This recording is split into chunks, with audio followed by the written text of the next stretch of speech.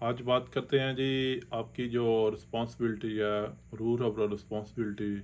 आप security bouncer, security supervisor, उसमें क्या क्या चीज़ें आती हैं, क्या क्या आपको करना पड़ेगा और क्या क्या रिस्पॉन्सिबिलिटी है आपकी। तो ये थोड़ी इस वीडियो लंबी होने वाली है, इसमें मुकम्मल आपको गाइडेंस मिलेगी कि आपकी ज़िम्मेदारी क्या, आपने क्या क्या काम करने हैं। जब आपकी जॉब हो जाएगी सुपरवाइज़र की, तो उसके बाद आपकी जो प्रैक्टिकल लाइफ है, प्रैक्टिकल जॉब है, उसमें आपने क्या क्या काम करना है, किस तरह आपने हैंडल करना है, किस तरह काम करना है, किस तरह मैनेजमेंट के साथ की डीलिंग होनी चाहिए, किस तरह आपकी टीम को आप लीड कर सकते हैं, किस तरह उनसे काम ले सकते हैं।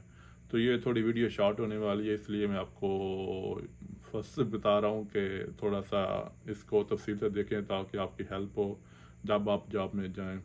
तो वीडियो शुरू करने से पहले अपना तारुफ करता जाऊँ, मैं हूँ आपका कोच नदीम चट्ठा। मैं 2009 से इसी डिपार्टमेंट में काम कर रहा हूँ और मैंने बहुत से लोगों को गाइडेंस दी भी है और स्टिल गाइडेंस दे रहा हूँ।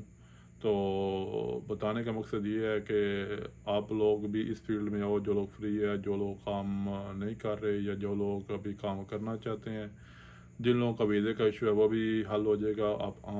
आप हाँ को हम लोग फ्रीलांस वीज़ा ही प्रोवाइड करेंगे अगर आप इवेंट्स में या क्लब में काम करना चाहते हैं।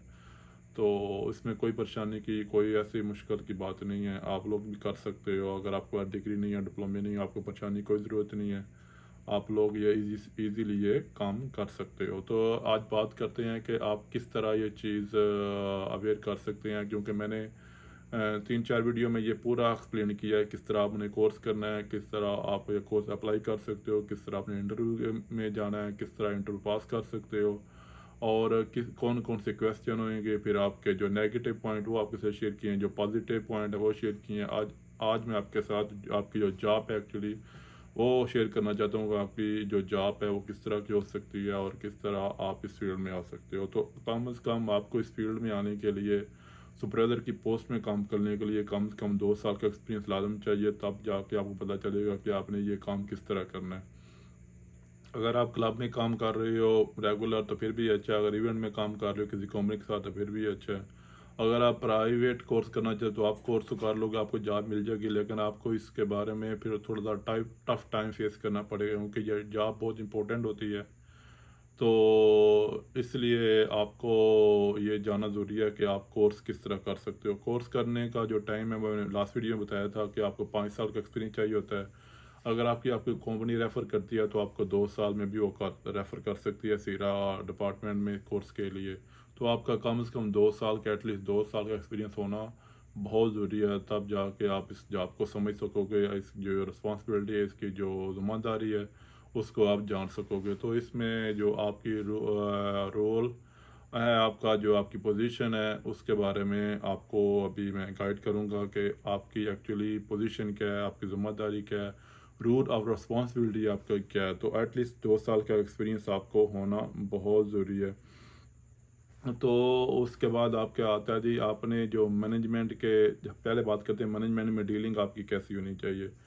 तो मैनेजमेंट के साथ आपकी जो बातचीत है, जो आपका रिलेशनशिप है, बहुत स्ट्रांग होना चाहिए, क्योंकि आप मैनेजमेंट से ही इंस्ट्रक्शन लेके आप नीचे अपनी टीम को देते हैं। तो मैनेजमेंट के साथ आपके ताल्लुकात बहुत बेहतर होने चाहिए, मैनेजमेंट के साथ आपकी डीलिंग बहुत बेहतर होनी चाहिए, क्योंकि मैनेजमेंट ही कंपनी के रूल बनाती है। तो आप उनके साथ बैठ के अपनी टीम के मुताबिक जो रूल रेगुलेशन है उनमें तब्दीली कर सकते हैं, जो आसानियाँ टीम के लिए पैदा कर सकते हैं और जो कंपनी की पॉलिसी है उसको स्ट्रांगली आप इम्प्लीमेंट कर सकते हैं अपनी टीम के ऊपर, ताकि आपकी जो कंपनी की रिस्पॉन्सिबिलिटी है, कंपनी की जो पॉलिसी है उस पर ईज़िली काम हो सके, आसान तरीके से काम हो सके और इसको आप जल्दी हैंडल कर सकें। उसके बाद आती है जी आप ही की, आप इमरजेंसी किस तरह डील करेंगे। तो इमरजेंसी में बहुत सी चीज़ें आती हैं। इमरजेंसी में बहुत इंपॉर्टेंट तो जो होता है एक क्लब में या इवेंट में, वो फ़ाइट होती है कि फ़ाइट के दौरान आपने क्या करना है। फिर फायर भी उसमें आ जाता है। फिर उसमें कुछ गैस की जो मसला इशू चलते हैं, जो सिक्योरिटी के साथ हो सकते हैं, जो बाउंसर के साथ हो सकते हैं। तो इसमें भी ये चीज़ें आ जाती हैं, इमरजेंसी में ये चीज़ें आती हैं। तो इस तरह की कोई इमरजेंसी हो तो आपको उसको डील करने का पता होना चाहिए। आपकी जो कम्युनिकेशन स्किल है बहुत स्ट्रांग होनी चाहिए। आप चाहे किसी भी लैंग्वेज में बोल रखते हैं, मोस्टली तो इंग्लिश चलती है, तो इंग्लिश में हो तो सबसे बेस्ट है। लेकिन आप अरबिक भी जानते हो तो अरबिक भी, क्योंकि बहुत से यूएई में, दुबई में जो मैनेजमेंट सिस्टम है वो अरबिक होती है। मसलन जो ज़्यादातर जो मैनेजमेंट है वो उसमें अरबिक लोग होते हैं। तो अरबिक अगर आपको आती है या अरबी में आपका अबूर है तो ये सबसे बेस्ट है कि आपको सीआईडी पुलिस के साथ डील करना, या कोई ऐसा जो गवर्नमेंट का ऑफिसर आता है साइड में विज़िट करने के लिए तो उसके साथ डील करना आपको बहुत ईजी रहता है। तो इसमें आपकी जो पोजीशन है बहुत क्लियर होनी चाहिए कि आपने किस तरह की ये चीज़ें, ये किस तरह ये चीज़ें डील करनी है जो इमरजेंसी सूरत में होती है, और आपकी जो स्पीकिंग पावर है किस तरह की होनी चाहिए। ये बहुत मैटर करता है कि आपकी जो लैंग्वेज है वो स्ट्रांग होनी चाहिए, चाहे इंग्लिश है चाहे अरबिक है। तो इसमें आपका जो पॉइंट है वो क्लियर होना चाहिए। उसके बाद आता है जी आपकी जो बातचीत है, अगर आपको किसी भी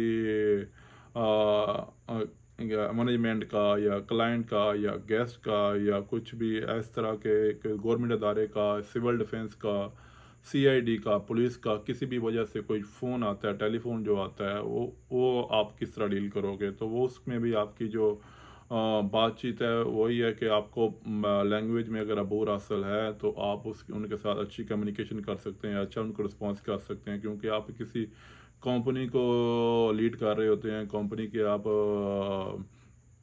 एक मेन जो होते हैं, मेन पॉइंट होते हैं, फ्रंट पॉइंट में आप काम कर रहे होते हैं। आप उनको एम्बेसडर की तरह डील कर रहे होते हैं कि जिस तरह आप किसी भी कंट्री का कोई एम्बेसडर होता है तो वो अपनी कंट्री को लीड करता है, उनके बारे में दूसरी कंट्री को बताता है। तो इस तरह ये होता है कि आप अपनी कंपनी के एम्बेसडर होते हो। आपको जो बंदा देखेगा आउटसाइड गेस्ट या कोई और भी कंपनी वाला तो वो ये समझेगा ये फ़लानी कंपनी का बंदा है तो इस कंपनी का रेपुटेशन ये है, इस तरह की इनका काम है। तो आप कंपनी के एम्बेसडर होते हो जो सबसे पहले किसी के साथ बात करता है, जो बताता है कि आप कंपनी की जो रूल है, पॉलिसी है वो किस तरह की है, कंपनी आपकी किस तरह की है, मैनेजमेंट किस तरह की है। तो आप फर्स्ट पिलर होते हो जो कंपनी की जो रेपुटेशन दूसरे लोगों को शो कराते हो, बताते हो। तो उसमें भी आपके जो टेलीफोन कॉल है, जो भी किसी किस्म की आती है इमरजेंसी के दौरान या नॉर्मल दिनों में, या कुछ ऐसी सूरत हाल हो जाए, तो उसमें आपका जो बात करने का तरीका वो बेस्ट बेस्ट होना चाहिए, ताकि पता चले कोई भी आगे से ऑफिशियल या प्रोफेशनल बंदा इस डिपार्टमेंट का बात कर रहा है जो कंपनी की गुड रेपुटेशन के लिए हो, जो ये साबित करे कि वाकई इसमें कुछ गट्स हैं, ये ऐसी एबिलिटी रखता है, या एक किसी बंदे ने कॉल किया तो वो ये महसूस करे कि वाकई इस कंपनी में कोई ऑफिशियल बंदा है जिससे मैंने बात की है, या जो उसने सवाल पूछा, जो उसका क्वेश्चन था उसको अच्छे तरीके से डील किया गया। फिर आता जी आपने एम्प्लॉयमेंट के साथ जो उधर काम कर रहे हैं तो उनके साथ डीलिंग आपने कैसे करनी है। तो उसमें भी फिर वही आता है कि आपकी कंपनी का या आप जो बिहेव है, जो पॉलिसी है, जो रूल हैं वही दिखा रहे होते हैं। तो आपके दौरान आपके इर्द गिर्द या आपकी जॉब के दौरान कोई ऐसा मसला बनता है जिसमें दूसरी डिपार्टमेंट के लोग होते हैं, जैसे कुछ वर्कर हो गए कंस्ट्रक्शन के या मेंटेनेंस के या क्लीनिंग के, वेटर लोग, वाट एवर कोई भी इस कैटेगरी का बंदा हो जो उधर आपके साथ काम कर रहा हो, तो आप नहीं उनको गाइडेंस देनी होती है एज ए सिक्योरिटी। जो आपकी जॉब है आपने उनको बताना होता है कि वो किधर अलाउ है, किधर नहीं अलाउ, किस तरह काम करना है, किस तरह नहीं करना। मेन तो अथॉरिटी की जो मैनेजमेंट डील करती है, लेकिन उसके मैनेजमेंट के बाद आपकी ज़िम्मेदारी होती है कि आपने उनसे सेफ्टी एंड सिक्योरिटी किस तरह करवा के फिर काम उनसे लेना है या काम करवाना है। तो उनके साथ आपकी डीलिंग, उनके सुपरवाइज़र के साथ, उनके मैनेजर के साथ, तो जो साइट सुपरवाइज़र होता है, जो साइट इंचार्ज होता है, उसकी रिस्पॉन्सिबिलिटी होती है कि उन लोगों के साथ डीलिंग करे, उनके साथ अपनी कम्युनिकेशन स्किल बना कर रखे, उनको बताए कि कहाँ से वो लोग अलाउ हैं, कहाँ पे नहीं अलाउ, किस तरह उन्होंने काम करना है, कौन सी उनकी टाइमिंग है, कहाँ से वो आएंगे, कहाँ से वो जाएंगे, किस तरह अपना मटेरियल शिफ्ट करेंगे, किस तरह वो उठाएंगे और उनकी टाइमिंग क्या है। फिर उनसे रिपोर्ट लेके उनके काम के मतलब फिर अपने अपनी मैनेजमेंट को बताना, और उनके साथ जो आपकी कम्युनिकेशन स्किल है वो बहुत मजबूत होनी चाहिए, ताकि आपका जो कंपनी का जो रूल है, जो पॉलिसी है वो इम्प्लीमेंट हो और सेफ्टी और सिक्योरिटी के लिए जो मुफीद है, जो मैनेजमेंट आपको आपसे रिक्वायर करती है, और जो वाकई एक नेचुरल सिक्योरिटी सिस्टम होता है कि वाकई पता चले कि कोई भी सिक्योरिटी वाला है या सिक्योरिटी इंचार्ज है जिसने पूरा उसको एरिया को सेव किया, प्रोटेक्ट किया, जिस तरह मैनेजमेंट चाहती है, इस तरह का काम किया है। इस तरह भी काम किया करो कि जिस तरह आप अपना पर्सनल काम करें, क्योंकि आपकी वजह से जो बिल्डिंग मैनेजमेंट होती है, जो क्लब मैनेजमेंट होती है, जो इवेंट मैनेजमेंट होती है, आपकी वजह से वो पूरा काम छोड़ देते हैं, जिम्मेदारी नहीं लेते। उनको पता होता है कि हमने साइड में कोई सिक्योरिटी वाला या बाउंसर या इवेंट सिक्योरिटी में, जैसे इवेंट सिक्योरिटी वाले होते हैं, तो उन्होंने छोड़े होते हैं आपकी ज़िम्मेदारी के ऊपर। अगर आप ही उनको अच्छा रिस्पॉन्स नहीं करेंगे, अपनी ज़िम्मेदारी नहीं लेंगे, अपना काम समझ काम नहीं करेंगे, फिर उनको आपको रखने का फ़ायदा नहीं है। तो करोड़ों की प्रॉपर्टी, करोड़ों की चीज़ें चीज़ें जो होती हैं वो आपकी ज़िम्मेदारी पे उन्होंने छोड़ी होती हैं। तो इस चीज़ का भी ख्याल रखना आपकी ज़िम्मेदारी होती है, आप उनको अच्छे तरीके से डील करें। फिर आता है जी जो कंपनियां काम कर रही हैं, फॉर एग्जाम्पल मेंटेनेंस वाली काम है कर रही है, या जो कंस्ट्रक्शन वाली काम कर रही है, उनसे रिपोर्ट लेके किस तरह का उन्होंने काम किया है, क्या क्या काम किया है, किस जगह पे काम किया है, कहाँ से आए हैं, कहाँ से गए हैं, कुछ डैमेज किया है या कुछ नया काम किया, तो उसके बारे में भी पूरी रिपोर्ट लेके फिर अपनी मैनेजमेंट को देना। फिर जो इंस्ट्रक्शन आपने अपनी सिक्योरिटी कंपनी को देनी है, जो आपके अंडर काम कर रहे हैं, उनको देना भी आपकी ज़िम्मेदारी है कि हाँ, उनको ये बताना टाइम पे, ये कंपनी आएगी, जिस इस जगह पे काम करेगी और इसकी ये यहाँ से गुजरेगी, यहाँ पे इन्होंने ये काम करना है। तो उनकी जो तफसील है, जो डिटेल है, उनको अपनी से टीम को देना। फिर टीम के ऊपर इस तरह गिरफ्त रखनी कि वाकई उस पर इम्प्लीमेंट करे, काम अच्छे तरीके से करवाए। और आपकी ज़िम्मेदारी होती है जो मेंटेनेंस टीम का इंचार्ज है, जो कंस्ट्रक्शन टीम का इंचार्ज है, या वाट एवर कोई भी कंपनी इधर काम करने के लिए आ रही है, तो उनका जो इंचार्ज है उनके साथ आपकी बातचीत होनी चाहिए। आप उनको उसके साथ डील करें ताकि वो अपने बंदे के साथ डील करे, अपने बंदे को काम बताए, क्योंकि जिस कंपनी का जो नुमाइंदा होता है वो अपनी टीम को, अपनी कंपनी को अच्छी तरह से मैनेज कर सकता है। उसको पता होता है कि उसने अपनी टीम को किस तरह मैनेज करना है। तो सबसे बेस्ट यही होता है कि आप डायरेक्ट वर्करों से डील करने की बजाय आप उनके जो इंचार्ज होते हैं, जो मैनेजर साइड होता है, या इंजीनियर वगैरह, सुपरवाइज़र वगैरह, फोरमैन कोई भी हो, उसके साथ डील करें। सबसे बेस्ट यही होता है कि ताकि आपकी जो बात है क्लियर उस तक पहुंच सके, फिर वो आपकी बात सुन के जो भी रूल होता है, जो आपने पॉलिसी बनाई होती है एज़ पर अपनी कंपनी या एज़ पर सिक्योरिटी, वो आप उसके साथ डील करें, तो फिर वो अपनी टीम के साथ मैनेज कर सके। उनको बता सके कि हमने आपने आना है, कार्ड जमा करवाना है, पासेस लेने हैं, फिर आपने वहाँ पे काम करना है, किस तरह काम करना है, किस तरह सेफ्टी करनी है, कौन कौन से वे हैं, कौन सी लिफ्ट यूज़ करनी है, कौन सी नहीं यूज़ करनी, कहाँ से सामान उठाना है, कहाँ पे रखना है, कहाँ से गाड़ी ले को लोड अनलोड करना है। तो ये पूरी तफसील आप जब एक मैनेजर या सुपरवाइज़र के साथ जो कंपनी का है उसके साथ शेयर करेंगे, तो उसके लिए फिर ईजी होता है कि आपके साथ कम्युनिकेशन करना। जो भी उसका इशू है आपके साथ कम्युनिकेशन करे, आपको बताए, फिर आप एज पर जो आपको अथॉरिटी दी गई है अपनी कंपनी की तरफ से, मैनेजमेंट की तरफ से, आप उस हिसाब से चलें। और कोई एक्स्ट्रा काम हो रहा है, कोई एक्स्ट्रा चीज़ आ रही है जो आपके समझ में नहीं आ रही है, आप समझते हैं कि आप अपनी मैनेजमेंट के साथ डील करें, इसके बारे में बताएं उनसे, तो आपका ही काम है फिर मैनेजमेंट से डील करना, बताना, फिर उसको और नई इंस्ट्रक्शन देने कि हाँ, यहाँ तक हम आपको राय दे सकते हैं, फैसिलिटी दे सकते हैं, आपको ये चीज़ें प्रोवाइड कर सकते हैं। हाँ, लेकिन इसके ऊपर हम आपकी जो हेल्प है वो नहीं करेंगे। तो कंपनी की जो पॉलिसी है, जो रूल हैं, वो इम्प्लीमेंट करवाना ही आपकी ज़िम्मेदारी है। और मैनेजमेंट के जो रिक्वायर है उसको पूरा भी करना ही आपकी ज़िम्मेदारी है। आपको अगर चीज़ों का पता है, आप इस चीज़ को जानते हैं, तो आप अपनी टीम को बता सकते हैं। अगर आप खुद ही नहीं जानते तो आपको ये मुश्किल हो जाएगा कि अपनी टीम के साथ डील करना। तो डीलिंग और कंपनी की जो पॉलिसी है उसको मैनेज करना आपकी ज़िम्मेदारी है। फिर उसके बाद आता है जी, अगर कोई कंप्लेन हो, कोई एम्प्लॉय काम कर रहा है उधर, या कोई गेस्ट आया है, या कोई कस्टमर आया है, उसकी कोई कंप्लेन हो, उसका कोई इश्यू हो, उसके साथ डील करना। जब आपको कंप्लेन पहुंचती है तो उसको डील करना, फिर उसके हिसाब से जो कंपनी का पॉलिसी उसके हिसाब से चलना, फिर उस अगर कंप्लेन छोटी है मसलन आप डील कर सकते हो, समझते हो कितनी बड़ा इशू नहीं है तो उसको डील करो, मसले को सॉल्व करो।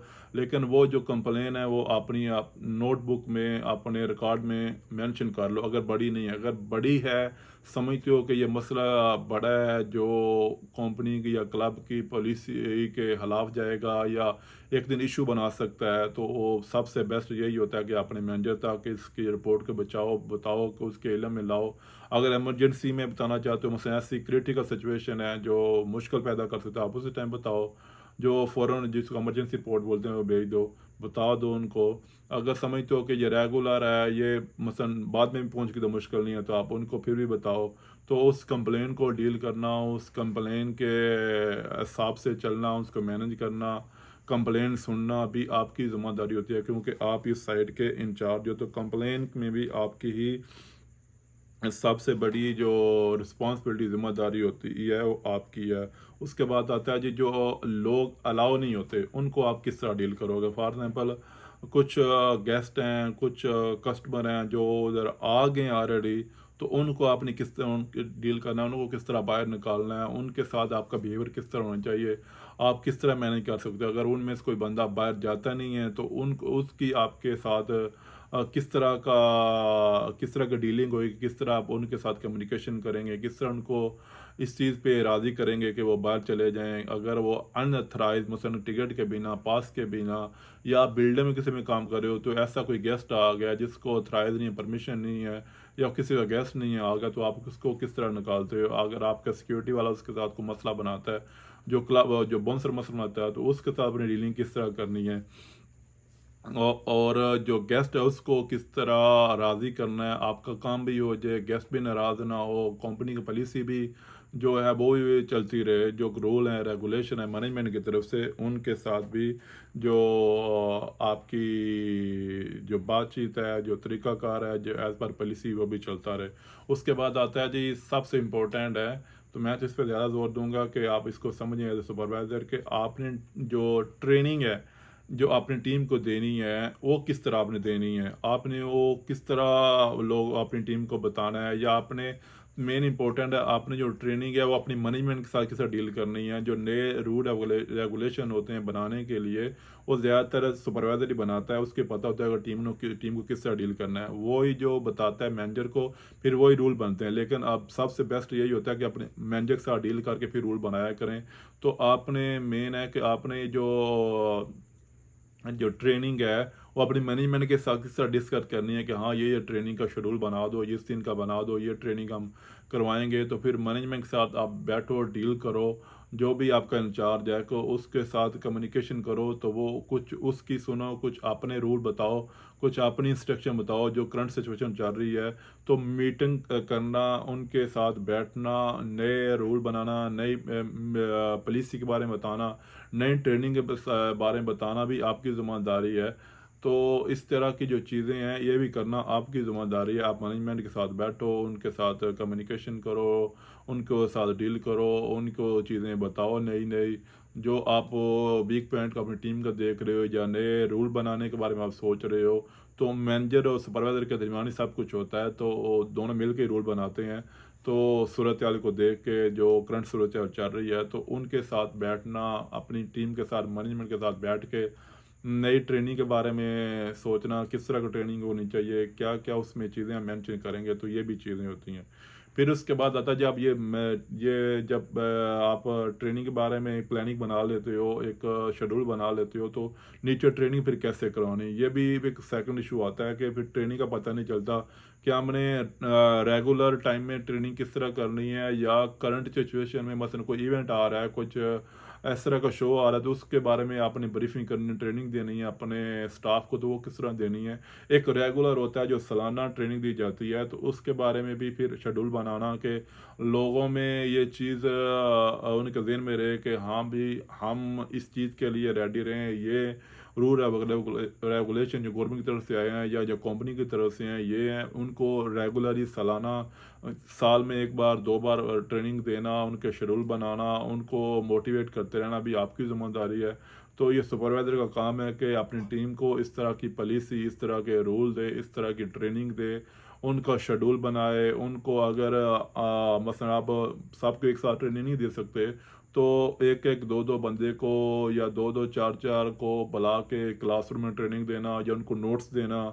तो ये भी सुपरवाइज़र का काम है, ताकि ये ट्रेनिंग जब तक चलती रहती है तो फिर बंदे फ्रेश रहते हैं, उनको पता चलता है कि नए-नए रूल क्या हैं, किस तरह काम को करना है, किस तरह जो कंपनी की पॉलिसी है उनके मुताबिक काम करना है, या गवर्नमेंट की तरफ से कौन से रूल आए हैं तो क्या क्या रूल हमने नए जो हैं वो करने हैं, किस तरह उनको इम्प्लीमेंट करना, और लोगों के साथ कम्युनिकेशन करके एक अच्छा रूल बनाना जो आपके जो टीम के लिए फ़ायदेमंद हो, जो मैनेजमेंट के लिए फ़ायदेमंद हो। तो ये भी सुपरवाइज़र की ज़िम्मेदारी होती है। तो मैनेजमेंट के साथ बैठ के ट्रेनिंग बनाना, फिर उसके बाद ट्रेनिंग नीचे लोगों तक लेके आनी, उनको ट्रेन करना भी आपकी ज़िम्मेदारी होती है।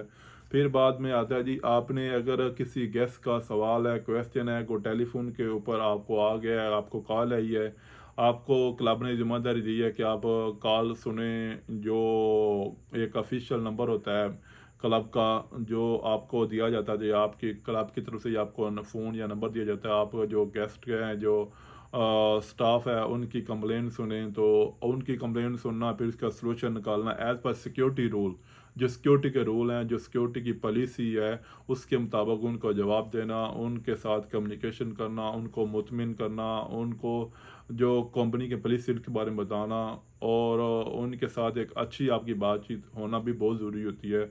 ये भी आपकी ज़िम्मेदारी है कि बहुत लोगों को पता नहीं होता है ये कि हमारी ज़िम्मेदारी नहीं है, तो किसी और की होती है। नहीं, जो सिक्योरिटी के पॉइंट है वो आप लोगों ने शेयर करना होता है, आपने बताना होता है कि ये नए रूल हैं, ये गवर्नमेंट की तरफ से हमको अथॉरिटी नहीं है, या ये हमारी मैनेजमेंट की पॉलिसी ये है, तो उसको बावर कराना भी आपकी ज़िम्मेदारी है। फिर आता है जी, प्रॉपर्टी को किस तरह सेव करना है। आपने प्रॉपर्टी के का जो पार्ट होते हैं, जो हिस्से होते हैं, मसलन जो क्लब में ज़्यादातर यही होता है कि जो क्लब की प्रॉपर्टी है, ग्लासेस हैं, डिशेस हैं, या बार में जितनी भी चीज़ें हैं, जो इलेक्ट्रॉनिक में जो भी चीज़ें हैं, जो लाइट्स में, साउंड में, वाट एवर फर्नीचर में जो भी आती हैं, उसको प्रोटेक्ट करवाना। वो मसलन ज़्यादातर ये होता है क्लब में, मैंने बहुत टाइम देखा है कि चीज़ें गुम हो जाती है।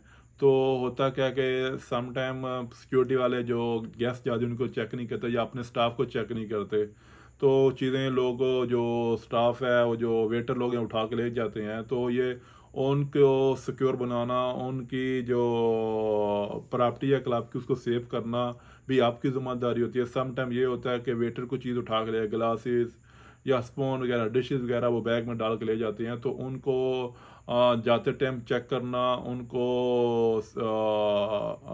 उनकी चेकिंग जो सिस्टम है, ये भी आपकी ही ज़िम्मेदारी होती है कि मैनेजमेंट के साथ बैठ के आप पॉलिसी बनाएं, किस तरह चेक करना है, किस टाइम पे चेक करना है, कौन सी जगह पे चेकिंग होनी चाहिए। तो मैनेजमेंट के साथ बैठ के आप पॉलिसी बनाएं, फिर पॉलिसी बना के अपनी जो टीम है उनको दें, कि ताकि जो क्लब की प्रॉपर्टी है, जो चीज़ें हैं, वो गुम ना हो, कंपनी जो क्लब का लॉस ना हो, इवेंट का लॉस ना हो। तो ये उनको भी सिक्योर बनाना आपकी ज़िम्मेदारी, क्योंकि बहुत से मेरे दोस्त लोग हैं, जो लोग इस तरह की चीज़ को मसलन के इम्पोर्टेंट लेते नहीं हैं, गौर करते नहीं हैं। तो बोलते हैं ठीक है, जाने दो, इतना ज़िम्मेदारी नहीं है, ये बेटे लोग इतने टाइम से काम कर रहे हैं, या स्टाफ इतने टाइम से काम कर रहे हैं, ये कौन सी चीज़ें चुरा के ले जाएगा, या ये लोग तो ठीक हैं। क्योंकि कुछ सिक्योरिटी वाले चाहते हैं कि उनके साथ अपनी खुद के रिलेशन बना के रखें। हाँ, रिलेशन बनाओ, लेकिन कंपनी की जो प्रॉपर्टी है, जो बिल्डिंग की प्रॉपर्टी है, जो क्लब की प्रॉपर्टी है, जो इवेंट की प्रॉपर्टी है, वो तो चुरा के ना लेके जाएं। वो उनको सिक्योर करना, चीज़ों को आपकी ज़िम्मेदारी होती है। तो सुपरवाइजर का काम है कि जो नए रूल हैं, जो नई गाइडनेस है, वो अपनी टीम को देता रहे और मोटिवेट करता रहे कि किस तरह वो लोग काम कर रहे हैं। तो उसके हिसाब से भी आपकी ज़िम्मेदारी है। फिर आता जी, आपने जब इवेंट चल रहा है या बिल्डिंग में आप काम करो, तो बिल्डिंग में रेगुलर आप किस किस किस टाइम पे पेट्रोलिंग करोगे, किस टाइम पे अपने बंदों को चेक करोगे। जो चेकिंग के दो तरीके मेन होते हैं, कि आपने सीसीटीवी के ऊपर बैठ के चेक करना है, या आप रेगुलर पेट्रोलिंग करके आप अपने स्टाफ को, अपनी टीम को चेक कर सकते हो। तो उसमें आता है कि सीसीटीवी में तो बहुत ईजी होता है कि अगर आपने कोर्स किया हुआ है तो सबसे बेस्ट। अगर कोर्स नहीं भी किया हुआ, कोर्स वैसे ज़रूरी होता है, अगर आपने नहीं भी किया हुआ तो आपको इतना पता होना चाहिए कि जनरली आपने कैमरे किस तरह चेक करने हैं, कैमरे को किस तरह मॉनिटर करना है, और आप उधर बैठ के अपने स्टाफ को या गेस्ट को, एम्प्लॉय को, वट एवर कोई भी हो, उसको किस तरह वॉच करना है, और उनकी जो प्रॉपर्टी है क्लब की, इवेंट्स की, उसको किस तरह सिक्योर करना है। वहाँ पे बैठ के अपने स्टाफ को भी आप चेक कर सकते हो, आप दूसरों को भी चेक कर सकते हो। कोई क्लीनिंग वाला काम कर रहा है, कोई वेटर काम कर रहा है, तो या गेस्ट कोई ऐसा मसला बना रहा है, या गेस्ट ऐसे अनलीगल एरिया में इंटर हो गया है, तो आपके पास रेडियो होना चाहिए, इंपॉर्टेंट, जो सुपरवाइजर के पास लाजम होता है। तो आप अपनी टीम के साथ कम्युनिकेशन करो। हाँ, जो अनऑथराइज बंदा है, गेस्ट है, वो इस प्राइवेट एरिया में चला गया, तो आप उसके भी ऊपर गिरफ्त रखना, देखना, वो आपकी ज़िम्मेदारी है। फिर टीम अपनी किस तरह मैनेज करना, टीम किस तरह काम कर रही है, उसको देखना, कौन से एरिए सिक्योर हैं, कौन से नहीं एरिए सिक्योर, किधर बंदा मुझे हटाना चाहिए, किधर लगाना चाहिए, ये भी देखना आपकी ज़िम्मेदारी है। कुछ बंदे फिर आते हैं इमरजेंसी। इमरजेंसी बहुत इंपॉर्टेंट होती है क्लब में, कि फ़ाइट के दौरान आपने कौन से बंदे एक्स्ट्रा रखने हैं, जो ओनली इमरजेंसी के टाइम फ़ाइट को ही कंट्रोल करें, फ़ाइट को ही देखें। तो ज़्यादातर इवेंट्स में ये होता है कि 3 से 4, या इस बड़ा इवेंट है तो 8 से 10 बंदे बाउंसर पे रखे जाते हैं। उनको ज़्यादा लोकेशन नहीं दी जाती, नहीं तो उनको गेट पे खड़ा किया जाता है, नहीं तो फिर उनको स्टेज के पास खड़ा किया जाता है, नहीं तो फिर लास्ट आती है पोजीशन के वीआईपी एरिया में उनको एक्स्ट्रा खड़ा कर दिया जाता है। बस जस्ट घूमते रहो, देखते रहो। तो उन लोगों को फिर आप उन्हें इमरजेंसी में यूज़ करना होता है, फाइट के टाइम या फायर के टाइम। फायर तो इतना इम्पोर्टेंट है लेकिन इतना होता नहीं है, तो फाइट में ज़्यादा आपके जो होने के चांसेस होती हैं क्लब में, तो फिर आपने उन लोगों को यूज़ करना होता है। तो कुछ मेरे दोस्त लोग हैं, रखते ही नहीं हैं बिल्कुल एक्स्ट्रा बाउंसर, बुलाते ही नहीं हैं और एक्स्ट्रा रखते ही नहीं हैं, बोलते हैं हाँ जब फाइट होगी सब लोग आग कंट्रोल कर लेना। ये सबसे बड़ी मिस्टेक होती है कि जब अपने टीम को, अपने बाउंसरों को पोजीशन दे दी है, तो जब वो फिर बेचारे अपनी पोजीशन पे काम करें, बिजी हैं, तो किस तरह आके फाइट में हिस्सा लेंगे, किस तरह फाइट कंट्रोल करेंगे। तो जब कंट्रोल होती नहीं है, फिर लास्ट में ये होता है कि आप मीटिंग बुलाते हो, मीटिंग के टाइम फिर आप सब लोगों को पॉइंटेड करते हो, आपने ये काम नहीं किया, आपने ये काम नहीं किया, आप फाइट के टाइम पहुंचे नहीं हो। तो बेस्ट यही वे है कि आप एक्स्ट्रा कम से कम 2-3 बंदे तो रखो जो आपके काम आए इमरजेंसी के टाइम। अगर 2-3 भी नहीं है तो कम से कम 2 बंदे तो होने चाहिए, 1-2 बंदे तो होने चाहिए। एक को टीम लीडर लगा दो, एक को एक्स्ट्रा छोड़ दो जो जस्ट वॉच करता रहे, जो इमरजेंसी के टाइम या किसी को रिप्लेस करने के लिए, किसी को इमरजेंसी अपने बाउंसर को हो जो उसको रिप्लेस करने के लिए आपके काम है। तो ये आपका ही काम है कि इन चीज़ों को मैनेज करना। अगर आप खुद इस तरह की रिस्पॉन्सिबिलिटी नहीं लोगे तो फिर कौन लेगा। तो ये सुपरवाइजर का ही काम होता है कि टीम को सपोर्ट करना, टीम का जो मोराल है वो बहाल रखना। अगर आपकी जो टीम है वो उसको पता नहीं चलेगा कि इमरजेंसी में क्या काम करना है, तो टीम को मैनेज, इमरजेंसी की पॉलिसी है, रूल है, इमरजेंसी के बारे में बताना आपकी ज़िम्मेदारी है। अगर आप लोग अपनी टीम को मोटिवेट नहीं करके रखोगे, मोटिवेट करते रहो, मोटिवेट करके नहीं रखोगे, उसको इमरजेंसी के बारे में नहीं बताओगे, उसको ये नहीं बताओगे इमरजेंसी में आपने क्या करना है, तो अगर आप एक्स्ट्रा बंदे नहीं रखोगे तो फिर आपके लिए मुश्किल बनेगी। तो आप मैनेजमेंट के साथ आप कम्युनिकेशन करो, डील करो। मैनेजर तो नहीं बोलते कि एक्स्ट्रा बंदे रखो, लेकिन सुपरवाइजर का काम होता है कि उसको उनको बताना, उनके साथ रब्ता रखना कि मैं इस टाइम में मुझे ज़रूरत होती है, मुझे मुलाजिम बंदे चाहिए। तो ये भी आपकी ज़िम्मेदारी में आता है। तो इमरजेंसी के टाइम के लिए आपको लाजम बंदे रखने चाहिए। फिर आता है कि आपको टीम को मोटिवेट कैसे करना है। जब ट्रेनिंग आप करवा लेते हो तो मोटिवेट करना भी उसका आपके काम हो। ट्रेनिंग तो होती है 6 मंथ के बाद, 1 ईयर के बाद, तो ज़्यादातर यही होता है। लेकिन टीम को मोटिवेट करते रहना, उनको बताते रहना, उनका मोराल हाई रखना, उनको गोल के बारे में बताना, उनसे आप किस तरह की चीज़ें करवाना चाहते हो, क्या-क्या आपकी पॉलिसी है कंपनी की, क्या-क्या अचीव करवाना चाहते हो, कौन से गोल पे आप पहुँचना चाहते हो, तो उनका मोरल वो हाई रखना, उनका जो कॉन्फिडेंस लेवल है बाहर रखना, ये आपकी ज़िम्मेदारी होती है कि एक टीम को किस तरह आपने मैनेज करना है। अगर उसमें बंदा मसला कर रहा है तो उसको के साथ डील कैसे करना है। अगर उसमें कोई बंदा इमरजेंसी में है, किसी को घर में इशू बन गया, कोई सिक हो गया, इंजर्ड हो गया, तो उनके साथ अगर आपकी कम्युनिकेशन अच्छी रहेगी तो आप उनके साथ बात इजीली फ्रेंडली करेंगे, तो वो मोटिवेट रहेंगे। फिर वो आप उनके साथ कम्युनिकेशन करते रहेंगे तो उनको पता होगा कि हमारा कोई सरबरा कोई लीडर है जो इस चीज़ को देख रहा है, मैनेज कर रहा है, ऑब्जर्व कर रहा है। तो सबसे इम्पोर्टेंट है कि आप उनके साथ कम्युनिकेशन करते रहें। फिर आता है कि बेसिक जो चीज़ है कि सुपरवाइज़र को सीसीटीवी के बारे में जो मैंने लास्ट अभी बताया है, और फायर के बारे में, फाइट के बारे में फुल इंफॉर्मेशन होनी आपकी ज़िम्मेदारी है कि आपको बेसिक जो चीज़ें हैं पता होना चाहिए कि जो फाइट के टाइम आपने किस तरह डील करना है, क्या-क्या आपकी ज़िम्मेदारी है, क्या-क्या करना है। अगर एक बंदे के साथ फाइट हो गई है बाउंसर की गैस के साथ, फिर उसको चेंज करना, उनको बताना कि आपने उस चीज़ से, उस जगह से हट जाना है, उस गैस को छोड़ दूसरा बंदा आकर डील करे। दूसरा नहीं कर सकता, तीसरा आकर डील करे। जब 2-3 बंदे रिप्लेस हुए हैं गैस के सामने, तो गैस का भी जो गुस्सा है वो कम हो जाएगा, वो अग्रेसिव बिहेवियर उसका कम हो जाएगा।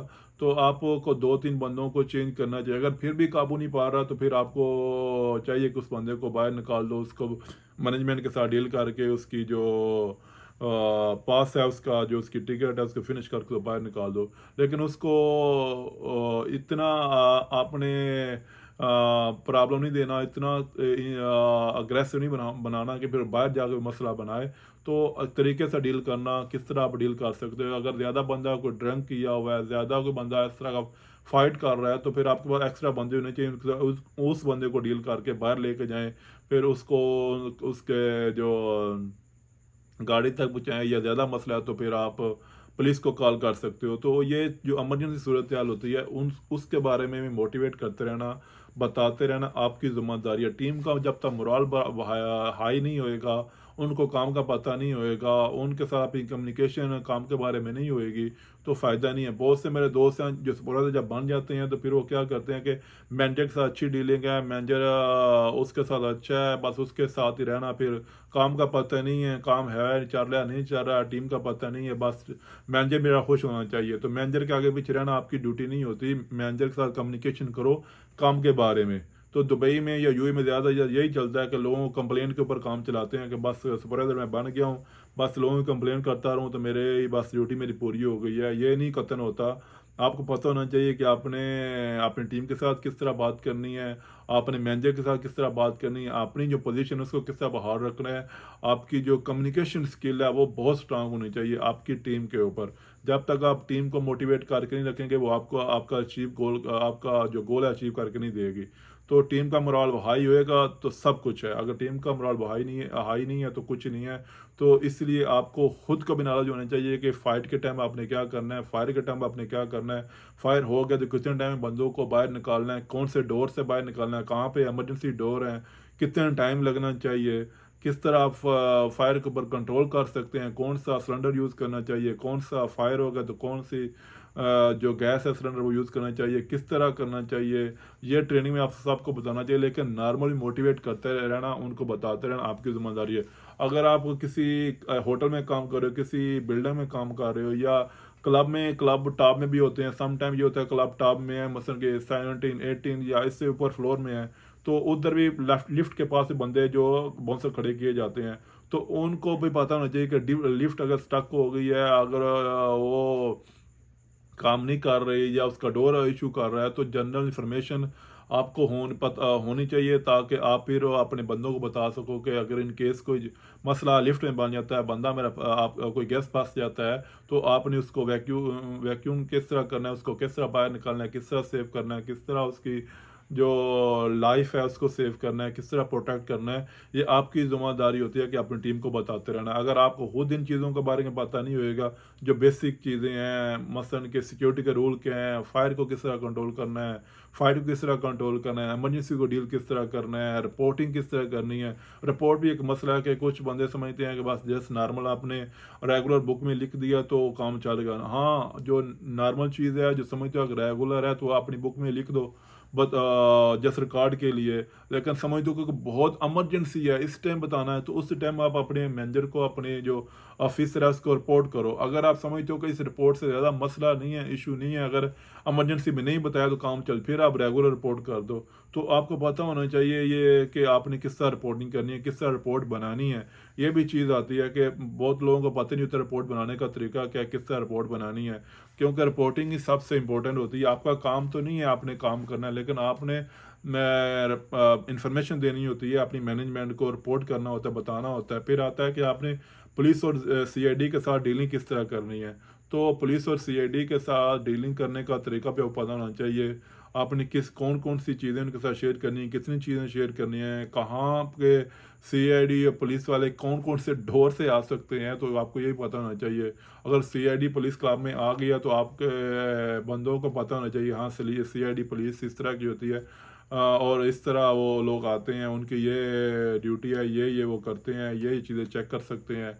अगर वो गेट से इंटर हो रहे हैं तो आपका जो डोर है, डोर सिक्योरिटी वाले हैं, सुपरवाइज़र है, उनको पता होना चाहिए कि आपको उन्होंने किस तरह बताना है। फिर आपने अपनी मैनेजमेंट किस तरह बताना है कि सीआईडी जो क्लब में इंटर हो गया, इवेंट में इंटर हो गई है, या आपकी बिल्डिंग में इंटर हो गई है, तो उनके साथ कौन कौन सी चीज़ें शेयर करें। सम टाइम ये होता है कि जो सिक्योरिटी वाले जो बाउंसर डर जाते हैं, सीआईडी पुलिस का ताबन ही नहीं करते बिल्कुल, तो फिर उसके बाद क्या होता है कि उनका लाइसेंस कैंसिल किया कर दिया जाता है, या उनको वार्निंग दी जाती है, या मैनेजमेंट को वार्निंग दी जाती है। तो इस तरह का नहीं करना, जो रूल रेगुलेशन है उसके मुताबिक आपने काम करना है।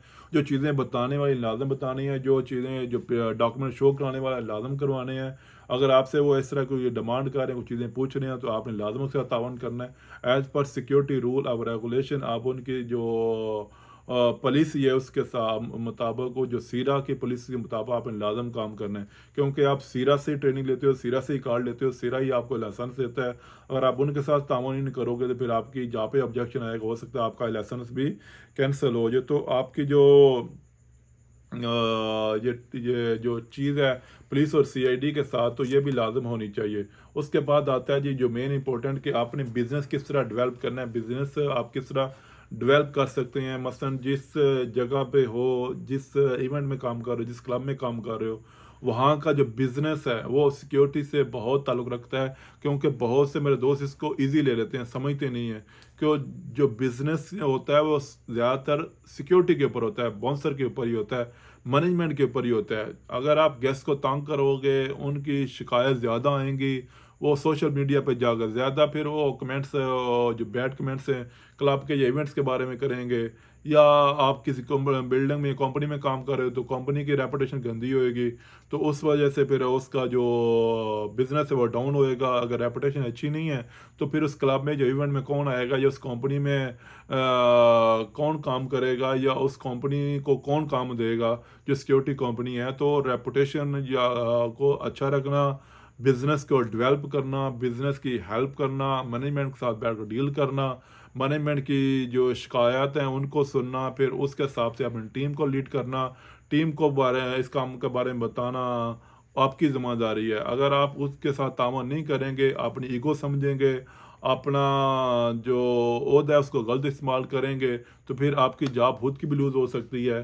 तो ये जो चीज़ें मैंने आपको बताई हैं, आई होप सो आपको हेल्प करेंगी, तो आप इनके ऊपर काम करें, अपनी जॉब को इम्प्रूव करें, अपनी जॉब में जो मिस्टेक आप कर रहे हैं वो ना करें। किसी भी मसले में ईगो ना मत बनाएं, किसी को पर्सनल मत लें। कोई भी आपका बंदा काम नहीं कर रहा, कोई काम गलती से नहीं कर रहा, या कोई बंदे किसी काम को पता नहीं है, आज या आपने आपको उसने कुछ ऐसा बोल दिया तो आप ईगो मत बनाएं।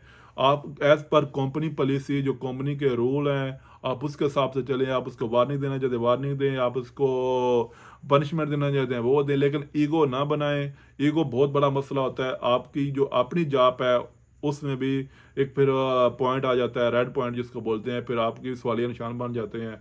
फिर आपकी टीम जो है वो एक यूनिटी की तरह काम नहीं करती, उनमें यूनिटी नहीं रहती। तो जब आप किसी का पर्सनल लेंगे तो फिर बहुत जो टीम वाले बंदे आपको भी देख रहे होते हैं, फिर वो उसमें फिर पॉलिटिशियन जो फिर सियासत शुरू हो जाती है, फिर आपके कुछ हलाफ हो जाते हैं, कुछ आपके साथ हो जाते हैं। तो इस तरह की ईगो ना बनाएं। ईगो बहुत बड़ा मसला होता है जो आपको अपनी जॉब भी करने पे मजबूर करता है। तो ये कुछ चंद पॉइंट थे, तो आप इनके ऊपर काम करें और अपनी जॉब को इम्प्रूव करें। अगर आपको ये वीडियो अच्छी लगी है तो अपने दोस्तों के साथ, अपने जो कलीग हैं उनके साथ, उन लोगों के साथ जो लोग इस डिपार्टमेंट में आना चाहते हैं, जो नए नए आए हैं या जो रेगुलर काम कर रहे हैं, क्योंकि मोटिवेट करते रहना या लेना जिस जॉब में आप काम करो तो आपके लिए बहुत ज़रूरी होता है, क्योंकि अकले कुल तो कोई भी नहीं है। इल्म को हासिल करते रहना ही इंसान की अक्लमंदी है। इल्म तो हासिल करना चाहिए मरने तक। तो आप लोगों तक ये वीडियो शेयर करना जिनको इसकी ज़रूरत है, जो इस डिपार्टमेंट में काम कर रहे हैं, जो करना चाहते हैं। तो उम्मीद करता हूँ कि आपको ये वीडियो हेल्प करेगी। तो चैनल को लाइक करना, शेयर करना और सब्सक्राइब भी करना, और कमेंट्स में बताना कि आपको ये वीडियो हेल्प करेगी या नहीं करेगी, या इसमें कुछ मिस हो गया है, या कुछ मिसअंडरस्टैंडिंग हो गई है, या कोई मिस्टेक हो गई है। तो आप मेरे ईमेल में भी जाके मुझे बता सकते हैं, कमेंट्स में बता सकते हैं। व्हाट्सएप तो हर कोई करता है। तो सी यू नेक्स्ट वीडियो।